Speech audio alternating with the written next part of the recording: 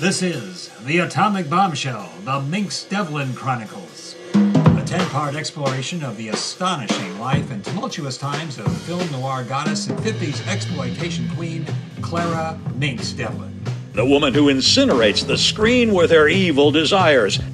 Trouble never came in a more seductive package. You know, it's funny. You're a tramp, a slattern, a cheap, worthless strumpet, and yet I'm still madly in love with you. A Renoir portrait, as written by Balzac, but with the droll irony of Voltaire. She is, in my considered opinion, the most dangerous woman alive.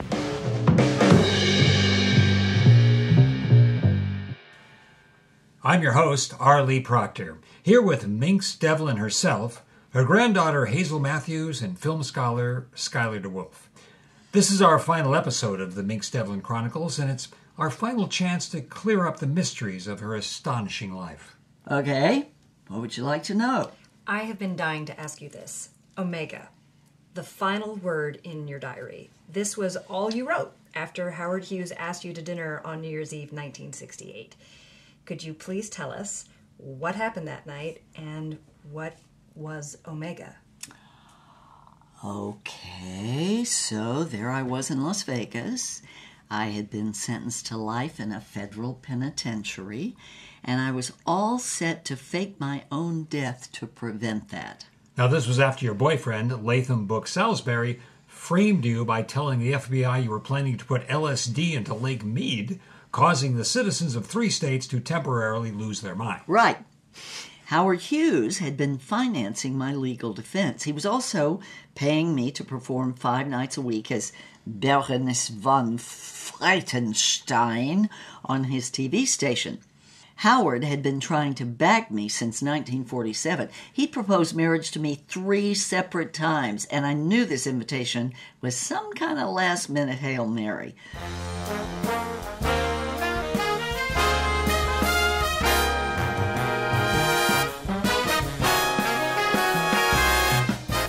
A Hughes limo picks me up and drives me to a tract house just outside Vegas. Turns out I'm the only guest at this party. Howard has booked a 24-piece big band to play as the staff serves me prime rib with champagne. Herb Zuzman is there, and I'm not sure why, but I'm betting this involves the fate of Naked World. A half hour before midnight, the staff rolls out a woolen sack reel-to-reel tape recorder hooked up to a loudspeaker system, and Hughes' lawyer, Edsel Knox, says, "The next voice you hear via transcribed recording will be Mr. Howard Hughes." Now we have that recording. Now this is from the UNLV Howard Hughes archives. Good evening, Clara. I hope you enjoyed the show. Now, I'd like to reveal the reason I've asked you here tonight. There's a staffer flipping art cards on an easel. The first one shows Abe Lincoln on the $5 bill. In 1861, the state of Nevada was conceived in greed and consecrated in fraud. President Abraham Lincoln annexed Nevada in a wartime executive order so he could get his hands on Comstock Lode silver to finance his war of aggression against the Confederacy.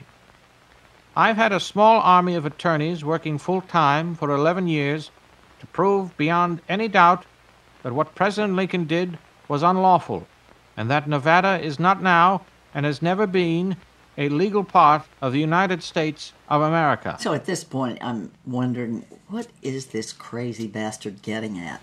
Now, that monstrous wrong will be put right. My people, including Mr. Knox, have laid the groundwork with our newest president, my friend Richard M. Nixon, to see that Nevada is restored to its rightful status as a federal territory. In the very near future, Nevada will be to the United States what Canada is to England, affiliated but not controlled by her. We will make our own laws and create our own government. We will enjoy the benefits of United States affiliation without being hamstrung by its regulations.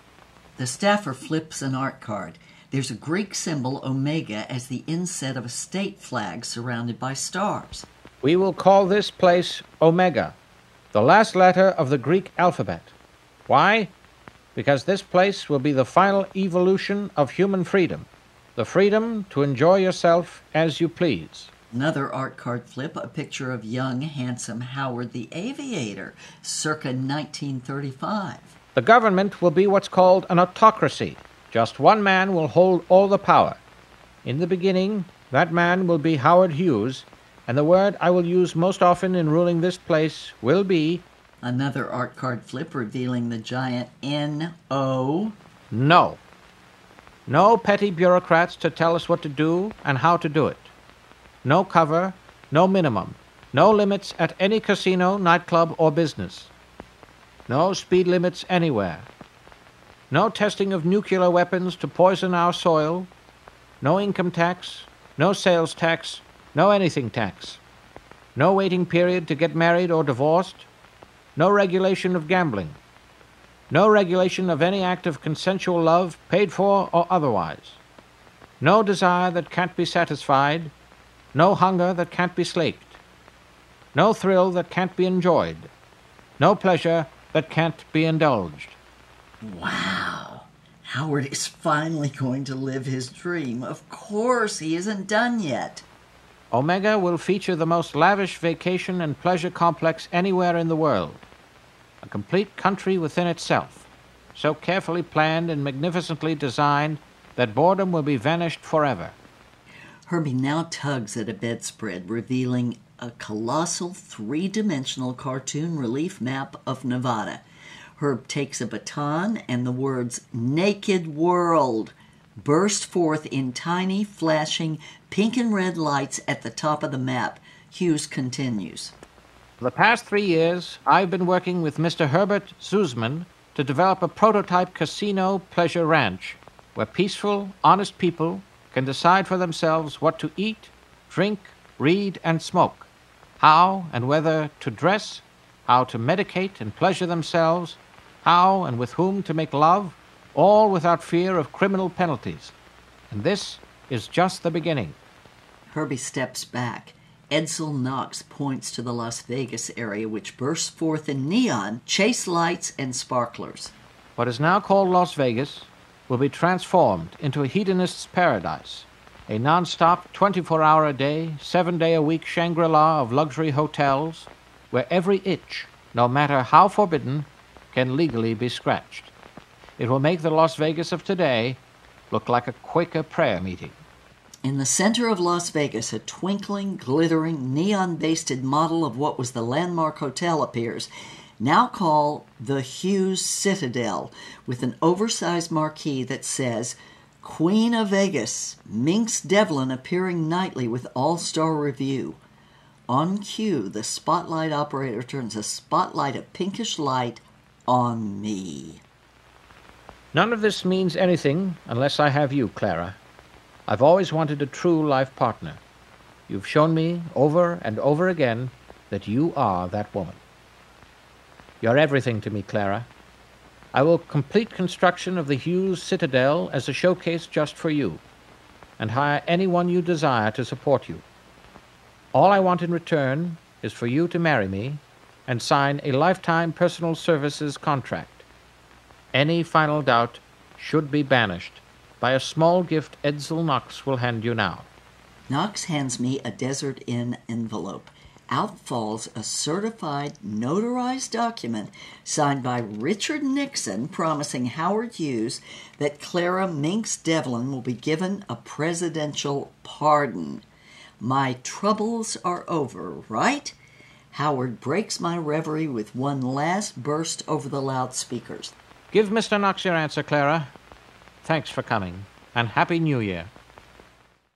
Edsel Knox looks me in the eye. Well?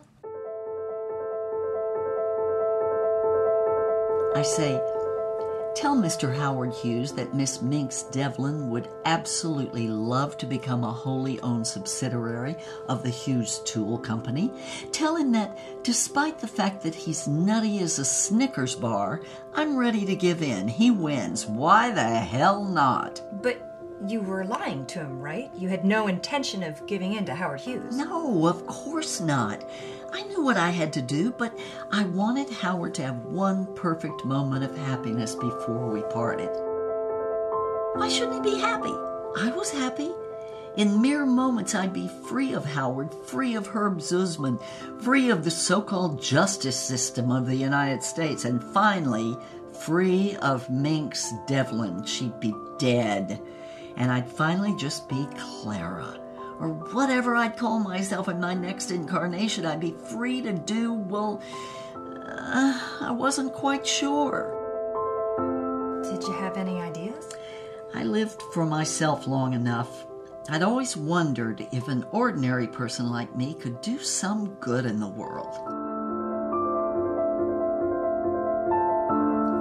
So Mynx Devlin burns to death in the Nevada desert on January 1st, 1969.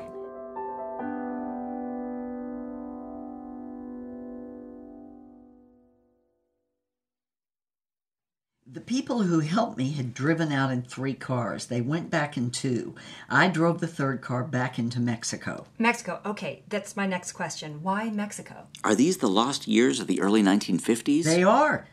Some of this is captured in the Missing Journal book, too. Oh, that's great. Now, let's remind everyone of what was going on then. Your stepmother had flipped from dedicated communist to rabid red hunter and named you in front of the House Committee on Un-American Activities. You refused to mention the names of your friends and colleagues, so you were... blacklisted. That's right. So you fled to Mexico, had your adventure with Buñuel and Castro, got saved by Hemingway, who put you on a bus back to Mexico so you could finish your Lucha Libre movie. But then you vanished.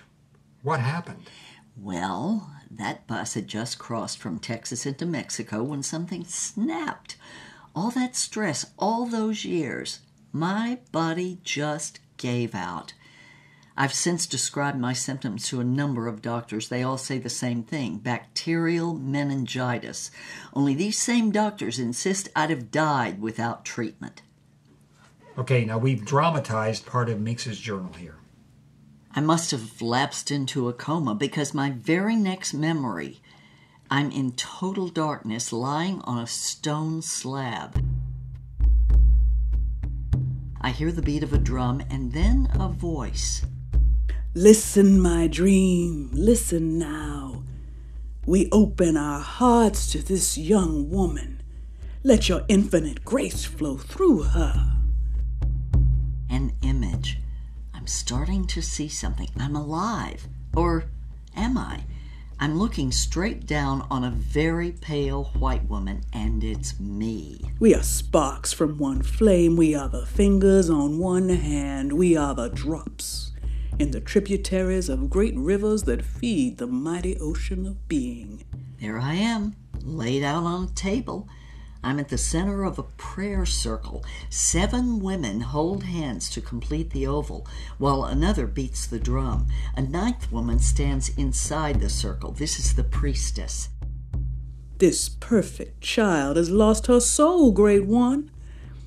Restore her, love her, and let her see herself as she truly is, a beloved child of the Almighty God, the one eternal, boundless, unknowable source, the Father, Mother, Creator, Destroyer, ultimate oneness who is everything and nothing. All 7 women lay their hands on my body. The drumbeat intensifies. We are made of light. We are made of stars, as above, so below, as within, so without. Amen. I'm suddenly aware of my heartbeat. It's beating in rhythm to that drum. What's happening? A surge of energy. I'm gonna explode. I watch my body twitch. My mouth opens. My head cants upward, and I sneeze. Achoo! And suddenly I'm back in my body, eyes open, looking up at those 7 women. One was on that bus sitting next to me. She must have brought me here. This tiny village in the western Sierra Madre Mountains called Las Guayabas. The priestess leans over me, smiling. She's a 90-something African-American woman who radiates light. My name is Harriet, as in Tubman. Octavia Boynton Goodacre rounds out my given name. You are greatly troubled, young woman. You have lost your soul as I lost mine to slave traders so many years ago. The good news is that you can get yours back as I got mine. You have been delivered to me so that I might assist you in that most worthy mission to make you whole. And so it begins. The most extraordinary 2+ years of my life. We'll be right back for the conclusion of the Atomic Bombshell, right after we remind you for the very last time that we are 100% listener-supported. We've had so much fun conjuring this pageant that we'd like to keep doing it, creating more ripping yarns with even greater production values. You can help us by going to richlyspun.com and donating whatever you wish, plus $5, to help us leap into galvanized action on our next production. Thank you. Now, the conclusion of The Atomic Bombshell.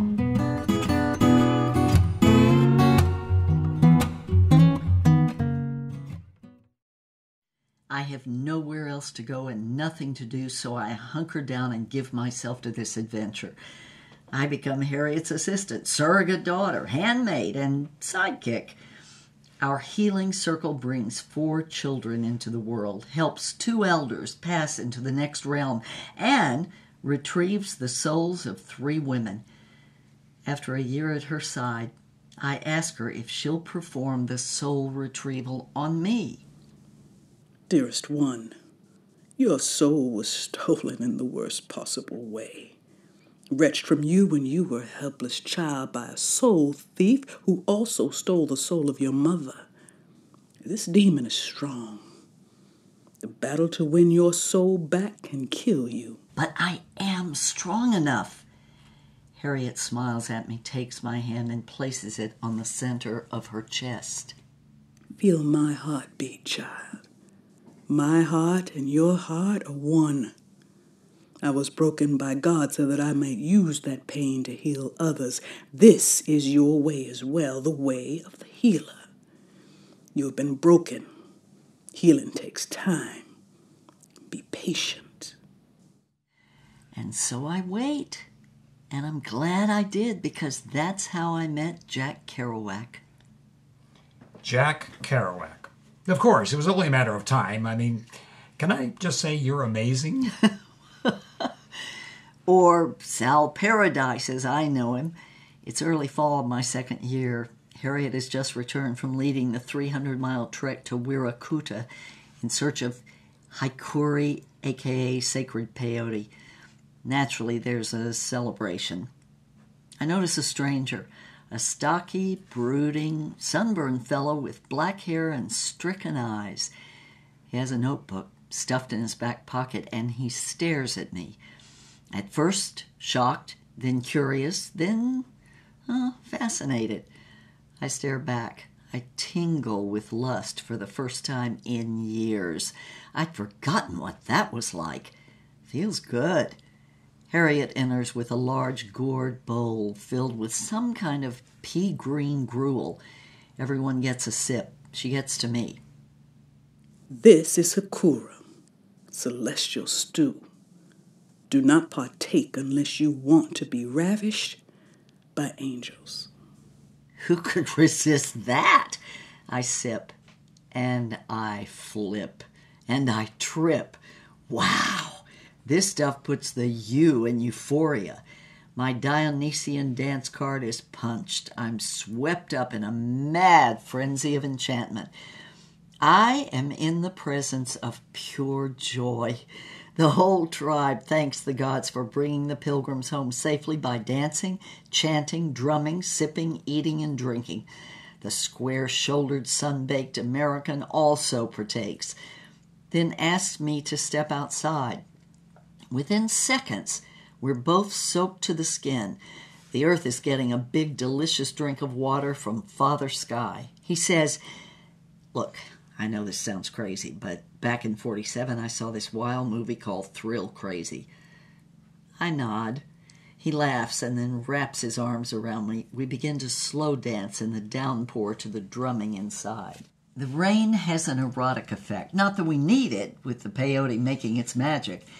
It's been years since I felt a man's pleasure reaching for me, and I revel in the thrill of his huge working man's hands wandering down my backside, grabbing me greedily until we're one lustful god beast writhing in the rain, joined at haunches, lips, and tongues.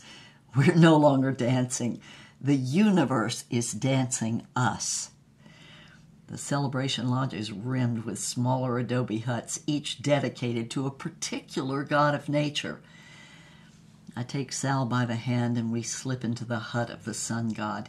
He backs me up against an adobe wall and crushes me with delicious animal hunger.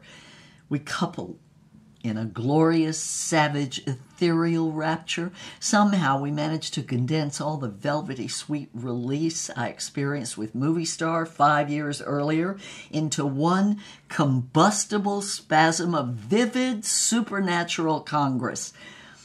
The paroxysm I feel at the moment of climax, I honestly feel as if I'm a celestial luminary gathering up the heavens in my apron of light. No little death, just a bit more kissing, the silent nod of one sentient angel to another, and then back inside for more celebration. I sleep until the heat of the noon sun rouses me. My head is fogged, but not with that awful headachy crapulence of a hangover. No, much lighter, almost pleasant. As I blink awake, my head crackles paper. Next to my pillow is a folded page torn from his notebook, scrawled in pencil. I've saved almost nothing from my first life, but this, I lovingly preserved this in a frame under glass and hung it in my bedroom where I can see it first thing every morning. If my place ever burns down and I have time to grab one thing, this will be the thing. Here is the poem that Jack Kerouac left on Mynx's pillow. The title is Exactly What Is, Poem of a Crazy Dumb Saint on Meeting the Dharma Goddess in Mexico.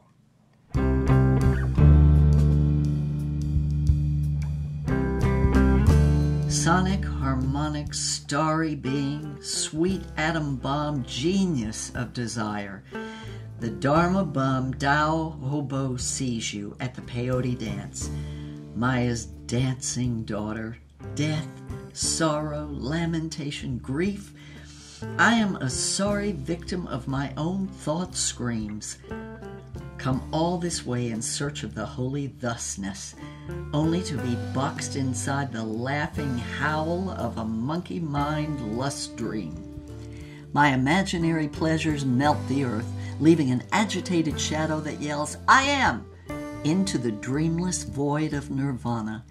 If only there were something instead of nothing, then I'd book movie you into eternity, Buddha bliss inheritor, my sweet, sweet dream angeled into heaven. Yours truly, Sal Paradise, epiphanies while you wait. Huh.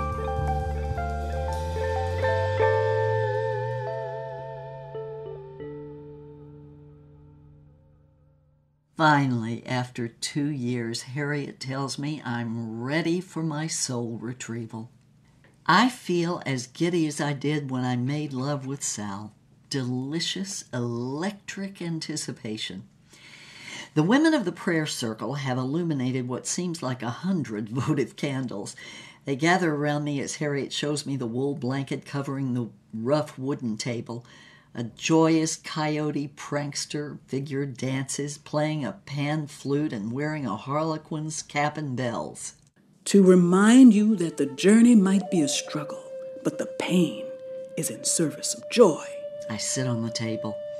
Harriet brings out the gourd and we all partake of the peyote. The prayer circle forms up around me and I am so happy. I'll soon be healed, a whole, happy person. My dream is to stay here and carry on the work of Harriet as the next tribal priestess. I hear Harriet's voice as she speaks to the heavens. Holy Oneness, we are gathered here to reweave your original dream cloth of peace and plenty into the endless divine tapestry of the earth's soul. And let this woman once again awaken to her rightful place as a thread in this dream cloth. Something's happening. It's working. I've left my body. I'm looking down on the room, watching the ceremony. We are gathered to summon your spirit, to know your mind. Help us now. Make this child whole again. Suddenly, a feeling of nausea crashes over me as I plunge back into my body. I feel as if I've been sucker punched. Something's wrong. Very, very wrong. We are made of light. We are made of stars. As above, so below. As within, so without. 2 men are in the room. What the hell is going on? One of them is coming up behind Harriet, raising his arm. He hits her with the butt of a gun. She crumples to the floor, bleeding. Oh my God. Am I dreaming this? If I am, it's a dark, horrible nightmare. The 2 men have me now. They're wrapping me up in a trickster blanket, and I'm plunged into blackness. The drug cranks up the mayhem erupting around me. A slam, and then everything is muted. I'm bouncing around like a sack of potatoes. I peek out of the blanket and I see the words Kelly Springfield on a white wall tire. I'm in the trunk of a car. I retch until my stomach is empty, and then I dry heave until I doze off in my own vomit. I've been kidnapped by Howard Hughes. And the next thing I know, I'm in Real Light, Nevada, and Hughes is begging me to marry him, only I don't. And I'm off on my next adventure as Queen of the Passion Pits. So now we've got that background. Now let's move ahead to New Year's Day, 1969. You're in a car headed back to Guayabas. Right, back It's to Mexico. been 16 years, but I'm greeted as if I'd only been gone for a day. Nothing has changed. The prayer circle comes together so I can complete the soul retrieval ceremony. The youngest woman in the circle greets me. Turns out I'd helped bring her into the world 17 years earlier. Could you describe the ceremony itself? I guess what I'm asking is, how exactly does it work? Well, what I'm going to tell you doesn't come close to living the experience, you know. It's a bit like, I don't know, narrating a dream. But, okay. Nazoni, an apprentice to Harriet when I was there, is actually in charge now. So we sip the peyote and the drumming starts. She puts me in a kind of trance, opening a portal into the spirit realm. So I leave my body and meet my guide, who takes me to the underworld where I confront the demon. A kind of cadaverous, dead-eyed zombie who has stolen my soul along with that of my mother.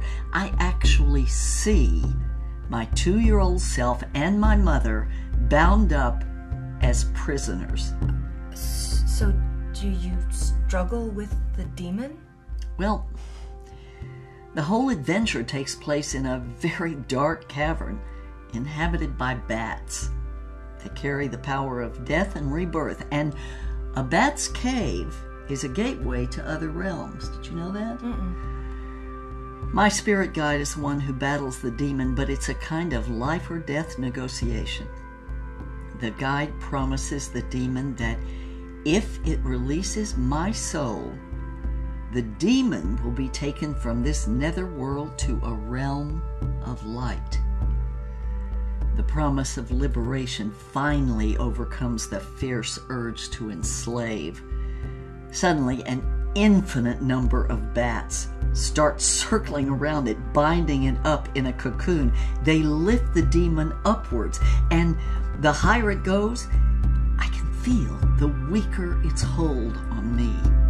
Finally, the demon disappears into the light, and my 2-year-old self and my mother vanish. free and whole and myself for the first time ever. I wake up in the God house and whisper a silent prayer of thanks to Harriet. You know, she died trying to set me free, and now I am. And I can feel, I know she's there with me. We are made of light. We are made of stars. As above, so below, as within, so without.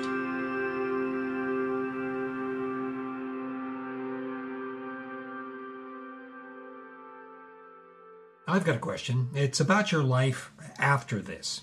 Now, you managed somehow to hide in plain sight for 50 years. How did you manage that? Oh my God, that was the easy part. In 1970, it was child's play to become someone else.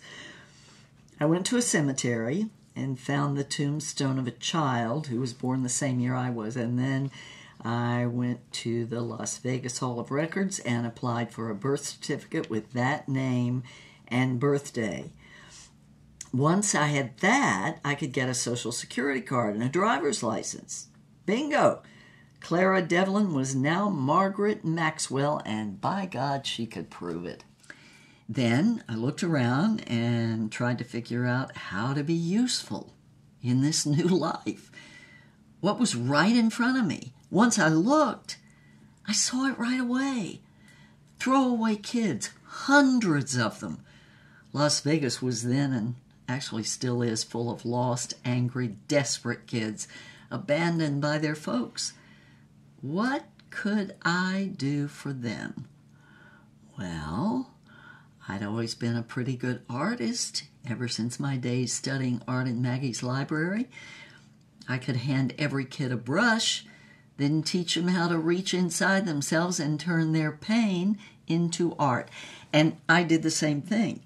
Just as a goof, I start creating these wild, magical, realist paintings under the name M. Marvel Maxwell. And to my amazement, they start selling.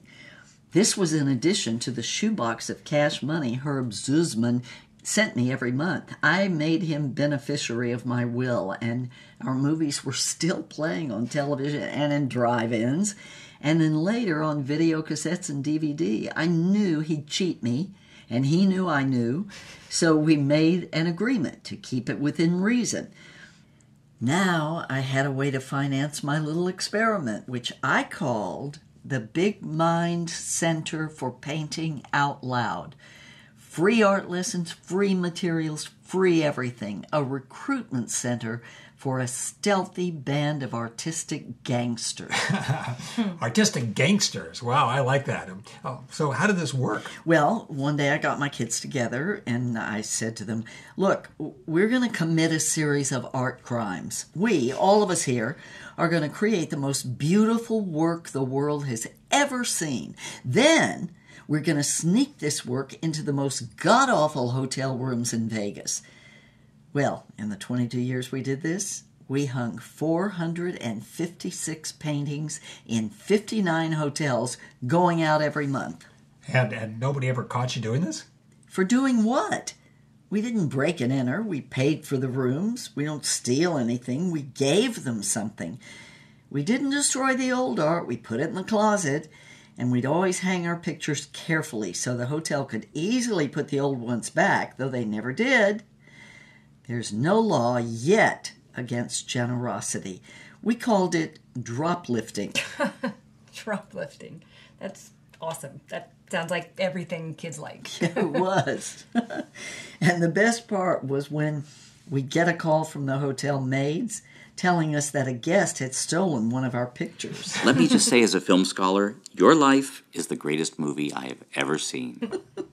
So were you surprised when you heard about Skylar's book project and this podcast? Oh, yeah, absolutely. I was shocked. I was sure nobody cared. Oh, we do. I do.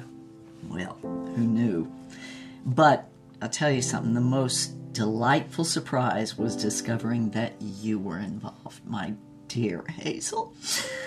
The biggest, maybe the only real regret of my life was losing my daughter to Maggie Kingsbury and having that daughter turn into a mean, small-minded, bigoted woman who hates me. She hated you enough to bury you without telling me. But you have to forgive her. She doesn't even know you. All she knows about you is what Maggie told her. That's just as bad, I guess. I knew when Mynx Devlin burned up in the Nevada desert, that was my last chance to win her back. Now, I'd like to ask a question of my own. Sure, please. Hazel, I know how you found me thanks to Skylar DeWolf. I know how discovering my films changed your life, I guess. You were on the verge of having one kind of life, and now you got another. Are you happy with that decision? Has it been worth it? Oh, Clara. Oh my God, I am so glad you asked that. Before all this happened, I was sleepwalking through my life. I had no idea who I was. I had no idea what I wanted to do. And after seeing your films and then learning about your life, even before I met you, I felt that you were showing me the way. So now when I'm faced with two choices, I just ask myself, what would Mynx do? And I wonder what's the gutsy choice. And I've never gone wrong asking that question. Thank you. I feel the very same about you. Kindred spirits. Yes. That's exactly what we are.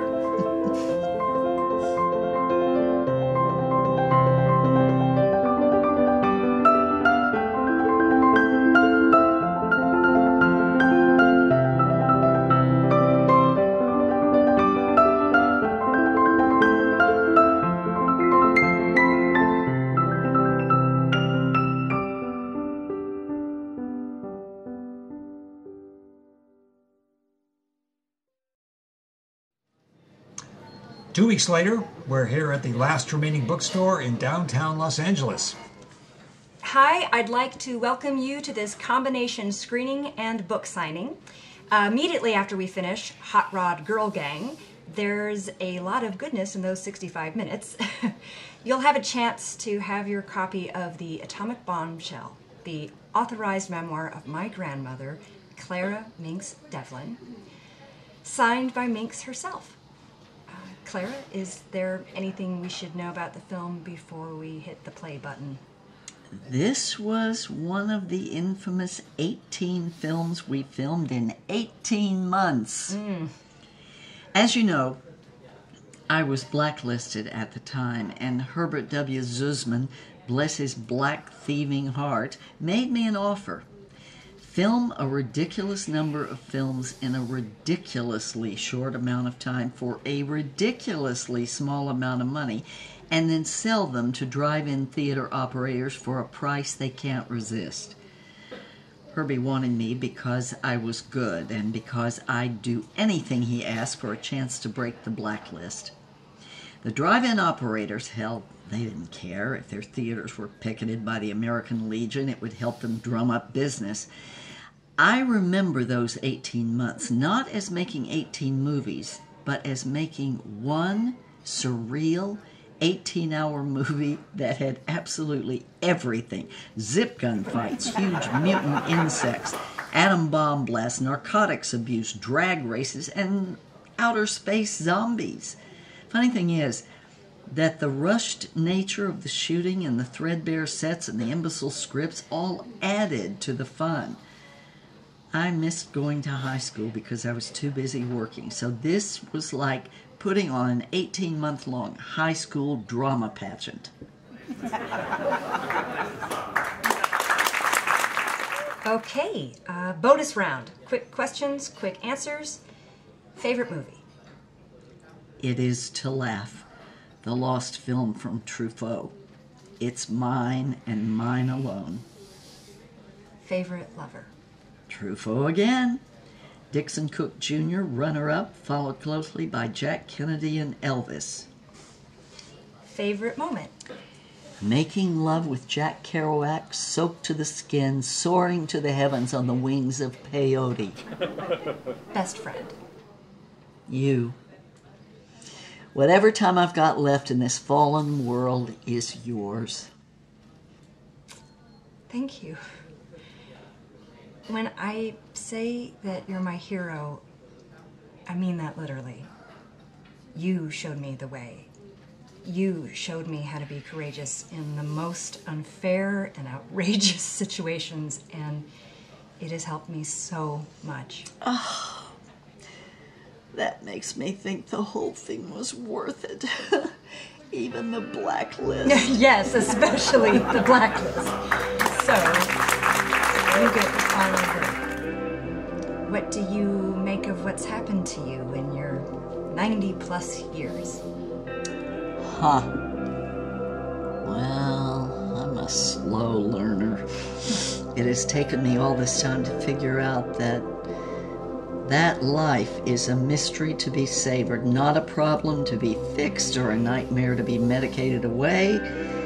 That the wounds we receive are gifts meant to lead us away from human reasoning toward trust in the divine. That life holds no resolutions, only epiphanies. That it's all a joke, and the punchline is us. And that laughter is the sound of freedom, and that the real key to happiness isn't getting what you want, but getting the fuck over yourself. My life is so simple now. I show up, I pay attention, I let go. I'm truthful, especially with myself. I say yes to every day, every hour, every moment, and I keep going no matter what. Because you just never know what's around the next corner. I mean, you know, if grass can grow through cement, I guess there's hope for a certain yours truly.